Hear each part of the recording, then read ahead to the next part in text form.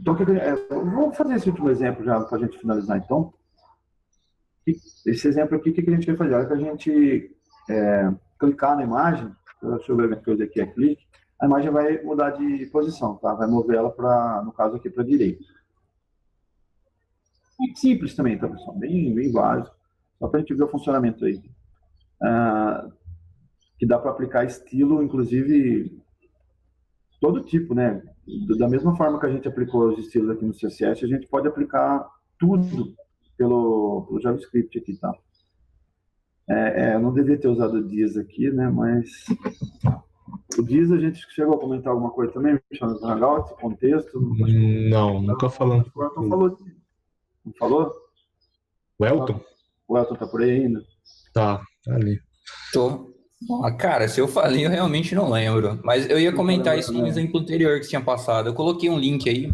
É porque esse vis é bem complicado, depende muito do contexto que significa, né?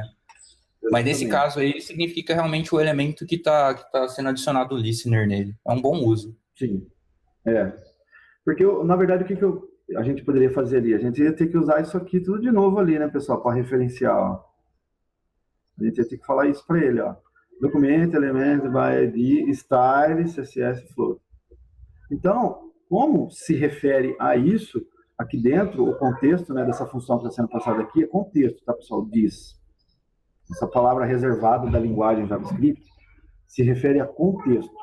Porque senão a gente o JavaScript ia se perder, né? Ele ia falar assim, mas isso daí se refere ao quê? Então, quando você fala diz, ele sabe que é o mesmo contexto que você está querendo, esse contexto aqui, ó, desse elemento. É claro que o diz contexto é uma coisa muito mais complexa, que o Edson falou aí, que nesse caso é sobre isso. Mas dependendo aí de tudo, do alinhamento, das funções de uma coisa dentro da outra, você vai ver que o contexto muda, é bem complicado, tá? Mas se quiser dar uma olhada em diz, é bem interessante o contexto. JavaScript eu acho que é uma das coisas, assim, pode-se dizer que é uma das coisas mais importantes que tem isso aí, cara, contexto.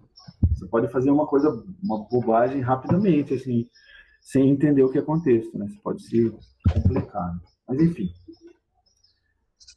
É isso que está acontecendo aqui. Mesma coisa, tá, pessoal? Então, fora isso, a mesma coisa. A gente pega esse node, né, que é a imagem aqui no caso, adiciona o event listener, passa o evento, né, para ele, que é o primeiro parâmetro que tem que ser evento, e passa a função do segundo. Também nada demais. A novidade aqui é isso aqui, né? Que a gente acabou de comentar. A gente está falando para ele, ó, então, essa imagem node aqui, você pega ela, né, que no caso aqui é o contexto aqui, que é o nosso diz,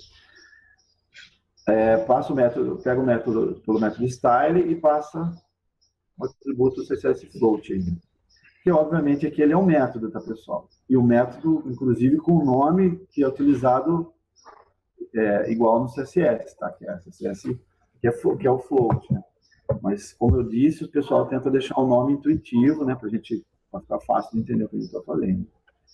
Porque se, vamos supor, se esse método chamasse, sei lá, qualquer coisa que não fosse isso aqui, a gente não ficaria sem lógica, né? Style, sei lá, é bobagem. Style peixe, fish, sei lá, qualquer nome louco que desse para isso aqui não ia fazer sentido nenhum, Então, tá. Isso aqui fica bem nítido que você está querendo que o elemento CSS flutue à direita, né? É bem explícito. Então é isso, existe um monte, né? Essa style aqui, pessoal, tem um monte de método, tá? Se vocês for querer ver esse método style lá também, tá? É só dar uma olhada lá. Ele tem um montão de métodos que ele pode manipular diversas coisas. Pode manipular o tamanho, a fonte, tudo que fizer no CSS você consegue fazer, enfim.